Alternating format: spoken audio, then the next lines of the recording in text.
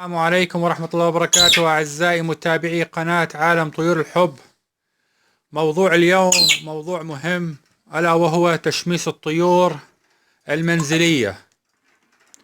فالطيور المنزلية بحاجة مهمة لأشعة الشمس، حيث أنها مفيدة في بنية الجسم وإخراج الرطوبة، ناهيك على أنها تساعد في إخراج بعض الحشرات.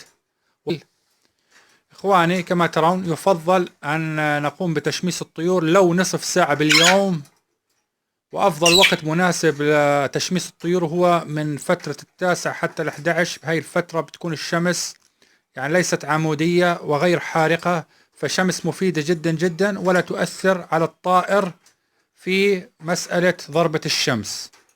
وحيث لا نضع الطيور في الشمس المباشرة، ولكن نحاول أن تكون هناك شمس غير ضارة كثيرا، زاوية معينة من المنزل نضع فيها الطيور بمجرد مشاهدة أشعة الشمس ودخولها على المنزل، وخاصة في هذه الأيام الباردة في شهر 1.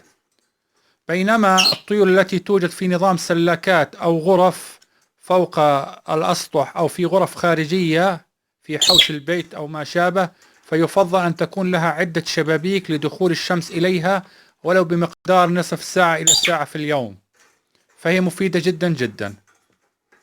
فكما تروا أخواني، هذه الطيور الكاسكو والتيمنة بمجرد رأيت الشمس تدخل إلى البيت فقمت بوضع هذه الطيور حتى تقوم بالتشميس، وممكن خلال فترة بسيطة بعد 10 دقائق أضع حوض الاستحمام فتقوم الطيور بالاستحمام. وفي حالة أن الطيور لم تستحم ممكن استخدام رذاذ الماء ببخاخة أو رشاشة على جسم الطائر دون بلله بالكامل، ولكن طبقة خارجية فقط يا أخواني، حيث أن الطائر في وضعه الطبيعي فيه غدة موجودة في أسفل الظهر، عند نهاية يقوم فيها بترطيب جسمه وغسله والقضاء على الحشرات الموجودة فيه.